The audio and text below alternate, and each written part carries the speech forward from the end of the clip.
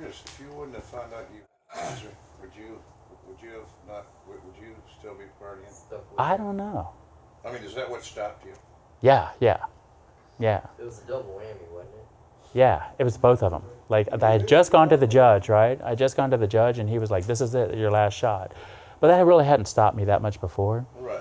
And then I got mugged. I got mugged on the subway, and so I got my little scar over here and everything. Okay, and then like wound up, he broke both my eardrums and like bashed me over the head with like 167 stitches. And so when I was in the hospital, that's when they found out I had cancer because my white blood cells were like off the chart, right? Like they said something's wrong here, you know, or whatever.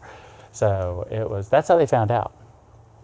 And so my sponsor all said, you know, Chris, there's all saying that if you don't learn the lesson the first time, then when God hits you with a 2x4, the next time he has to hit you with a Mack truck to try to wake you up, right? Okay, the lessons get more painful and the teachers get bigger and meaner and louder and all that stuff. And if you don't learn the lesson this time, and he said, man, it took you getting your head bashed in, both your eardrums broken, okay? And they kicked this right here. This is like fake right here. I had to have a fake cheek put in. This is not even my real cheekbone right here. They went in underneath, right? Because they kicked that in. All right, so he said, yeah. I was in a coma for like, drug-induced coma for about 3 weeks. Okay, they didn't think I was going to hear again. I can't hear out of this ear, okay? No hearing in this ear, and I have about like 40 to 50, maybe 50 on a good day over here. So, no. They were just they were mugging me, and I got attitude. Yeah, New York. But that's the whole thing, is like all those positive things that it like used to do for us, that's the goal of recovery, is to find a way to be able to get those needs met today. That's the challenge of recovery. You know, everything I went through made me more of who I am today. You know, being a therapist, I can relate to like, you know, men have a lot of shame around sexual abuse. Like if you've been sexually abused as a man, because you're supposed to be able to stand up, right? And don't fight back and everything. And, you know, I always had a lot of shame about that for years. And then my therapist one day said, you know, my son had been born. And he said, and she looked at me and she said, you know, your son's 2, right? And I said, yeah. And she says, you think he could stop you? What? You think he could stop you if you were going to abuse him? And I said, hell no. Hell no, there's no way he could stop if I was going to abuse him. And she says, that was you too. It wasn't until I had my own kid that I realized, oh my God, you know what? It wasn't my fault. Yeah, I'm not saying my dad is healthy at all. I mean, he's like, He alive? he's a crazy, yeah. Talk to him? Yeah, no, I haven't talked to him in 27 years. So do you believe in stuff So, where they say God say you're supposed to forgive? Yeah, Why? well, 'Cause you can't forget. Why you know- do you want to forgive somebody well, who cut your mom up and stabbed? but you know, when I was You know what I'm saying? when I was, You when I was, says you gotta forgive this person. you know, I used to be a Catholic priest, right? So we had to go through seminary, and we had a whole class on forgiveness, right? So we had a whole class on forgiveness, and it was really eye-opening to me because there was a little old priest there, and then we call him Father Hobbit, right? He was just great. He looked like a hobbit, like older than dirt. He was like 95, right? Okay, little short guy with hairy feet and all and whatever, and like so. But he was the coolest dude in the world. And he said that, what do you think forgiveness means? And we says, you know, oh, letting go. And he sat there and he said, no, forgiveness really, there are 2 major components to forgiveness, okay? Is when you no longer look to the person that hurt you for your healing. You stop holding on to that fantasy that if they would just tell you they're sorry or they would do whatever, you know, because they could die, right, before they even do that. So you no longer hold them responsible for your healing. You do your own healing work. You go to people that will validate your journey, validate your pain, help you like heal, you know, and give you what you need that the other person that hurt you probably can't anyway. And the second component of forgiveness is that you know you let go of wanting to hurt them as much as they hurt you, because you realize that you would just be exactly like them. That's the hard part, because That's the essence of forgiveness. yeah, because Buddha said that, you know, you become what you despise. And my sponsor said to me one day, he said, you know, Chris, he says, the reason, you know, he said, it's amazing how much you and your father are alike. And I was like, I'll kill you. What did you just say to me, right? And he sat there and he said, yeah, it's amazing how much you're alike. And he said, you know, and actually you're worse.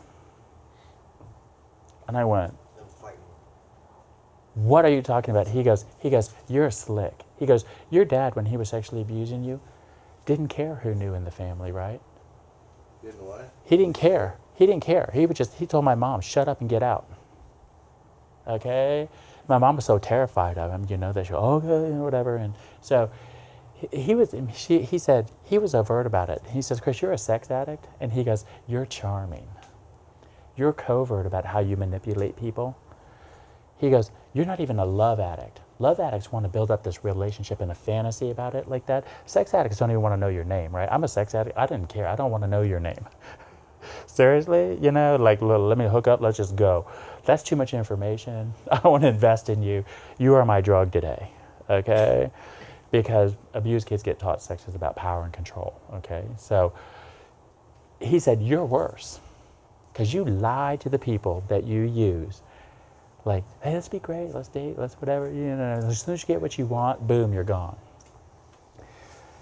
And I was like, oh, so it's that old saying, you become what you despise because you hold on to that. So the essence of forgiveness is where you go, I no longer need to get retaliation against you because that won't heal me either. You've got to be probably the most open, honest person I've ever met, guy I've ever met. I don't know if I could ever forgive somebody, for He didn't that say kind you of- forgive him like Yeah. they say. It's okay, man. You didn't bring my. Yeah. I don't my- accept, my- I don't approve. I don't You approve. just don't want to hurt him no more. Right. Kill him. You know, So I agree. You could do that. Yeah, I don't approve, right? And fight them over. Yeah, I don't approve, right? Yeah. We get new bottom lines though. Right. That makes sense. I got a new bottom line. You know what? I'm only allowed to demand from a relationship what I'm willing to bring. So my sponsor said, Chris, stop abusing people. Stop manipulating people.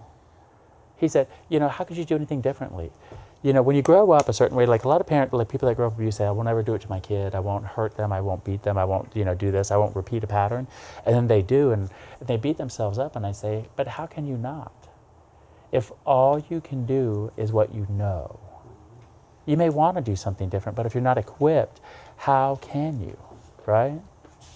We had this question the other night, we were talking, and I'm not gonna say who it was, but, for example, say you have 3 wives or 3 women that you're sleeping with at the same time. Obviously it's a sin, okay? Or not. Or, depending on what culture you're from. Sin is like all about honesty. No, but here's Right. the question. You can be polyamorous. You can be, you can have as many people as you want as long as everybody's on the same page. It just requires a whole lot more negotiation if you're going to have more than one spouse, okay? Just between me and you. Uh-huh. Old Testament. Joseph and everybody had many wives. All of a sudden, what? One day God said you only had one wife? Yeah. No. Man Yeah. said, to be honest, he don't care about that as long as you ain't. I had a couple come in once, like this is so great. I had a couple come in once. That's what my question was. But the couple I had was this. She came in, right, and she says, you tell him that, you know what, like, we've been married 15 years, and it is just boring sexually. So we should be able to have variety now. Because we did the monogamous thing one-on-one for a while. And he said, you tell her she is wrong. Because the more people come into the mix, the less intimacy, the less safety, all this stuff and everything. And I said, you're both right. And they're like, what? And I said, the way you cause damage in any relationship is that you break an agreement before you negotiate it. So I looked at her and I said, have you slept with all these other men? Are you bringing men home to come into bed with because you want to have this big, like, menage a trois thing without asking him first? She goes, no, I haven't done, she says, I haven't done anything like that yet. Like, right, like I haven't freaked him out or anything like that, or whatever. So, and I said, can you at least thank her for not breaking the agreement before she negotiates it? Okay, because she could have just showed up with some dude, walking out, both of them naked, looking at you going, let's go play, right? She didn't do that. So he was like, oh, I guess so, and I said, it's okay that it's uncomfortable to renegotiate because conflict is always about 2 things, right? We've talked about that, right? But I said, have you done that? And we can only go by what she says, right? So I'm like, whatever. But, so I said, you two, you get to decide whether or not what your relationship looks like. But I tell you one thing, if you bring more people in, there's a whole lot more negotiation that has to go on, more rules that have to be followed. I say it's a lot more work. Just think about with 2 people, how many agreements have to be made. Bring another person in and then all the emotions and everything. And I said, so, you know, if you want to volunteer for more work, that's great. Okay, but he doesn't have to. Right? And so she was like, oh, okay. And then I said, now you got to ask yourself if you're really if you're really, you know, a swinger, you know, or polyamorous, or you're just using that as a way of running away from problems. Control, trust, and security. Yeah. Bring more people in the mix. I have friends in New York that do it. All 3 of them been married to each other for 29 years. And it works. I don't know how. Like, that's too much work for me, right? Okay. So here's that thing. Life happens, right? And it throws you into this relapse and recycle phase here, okay? If you can recognize, like, when it talks to you that, like, oh, it's making me want to relapse, want to use, what you can do, if you use, you go back down to while you're high, pre-contemplation. Could anybody ever win an argument with a drunk? Nah, not an active drunk, right? Okay, somebody high. Okay. The problem is that if you use again, you can't predict what's going to happen. That's the powerlessness, the unmanageability. There might be more consequences you have to deal with. There might be more work, okay? Even though you get some temporary relief, okay? And so when you're relapsed, if what you can do is go back and say, oh, wait a minute, if I don't use, I just move into awareness. There's something I'm missing, right? My addiction's talking to me. There's a need that has to be met. There's a feeling that has to be validated. Something going on that maybe not even that bad right now. I just may be lonely. Or like that kid crying in the meeting last week. He was just missing it. And not one person in that room would validate him. It just pissed me off. Maybe I've been around too long, you know, in the program and been shamed too many times in treatment. But I felt like, God, you're all doing it to this kid. We're not supposed to do that in these meetings. We share our experience, strength, and hope. We help the newcomer come in that this is normal. We're so proud of you for asking for help. Just talking about where you're at. And I said to him, do you know how many like old timers in here should be doing exactly what you're doing right now? Talking about like, man, my recovery is really shaky today. I'm having a really hard time. I've been sober 27 years. 3 weeks ago, I went to a meeting and I said, man, my addictions are talking to me today. Because somebody told me something I didn't want to hear, and that pisses me off. I'm really, alcoholics and addicts, we're oppositional. That's one of our personality traits, right? We're really oppositional. You tell us to do something, we go, oh, screw that. Okay. And someone told me I couldn't do something, and it just pissed me. I got this self-righteous anger, and I got all this, and like I don't think about drinking or using anymore, but I'm at the gym going, I'll screw you. Like, how can I make this? I go, oh, there you are. Thanks for showing up. Okay, and I went to a meeting and talked about it. That, even after 27 years, it never leaves us. Okay, so if you can just get awareness that change is a process, and that life's going to keep handing us things that we may not know how to deal with, but if when your addiction talks to you, you can actually say, thank you for showing up. And then you have to name it with somebody in recovery. Don't tell your PO. Unless you want another drug screen, right? Okay, or longer on probation. Closer monitoring. Yeah, right. And so we have to find people that understand our journey and our grief, but that can also help us figure out, what do I do with that?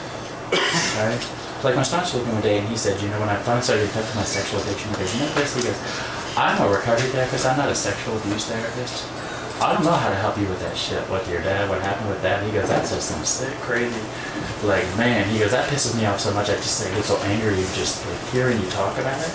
You need to go to somebody that can be objective and help you work through that, because it's keeping you from being healthy. Right? I had to get sober first before I could deal with all that stuff coming up. Right? So you can't be drinking. If you're drinking, actively using, you're in pre-contemplation, you jumped out of the change process. That's the main thing that we need to know about the change process. Okay? You jumped out of it. And you're allowed to be anywhere you're at in this process. You're allowed to be like not knowing what to do, like that 19-year-old kid. You're allowed to be a retread like me. And back then.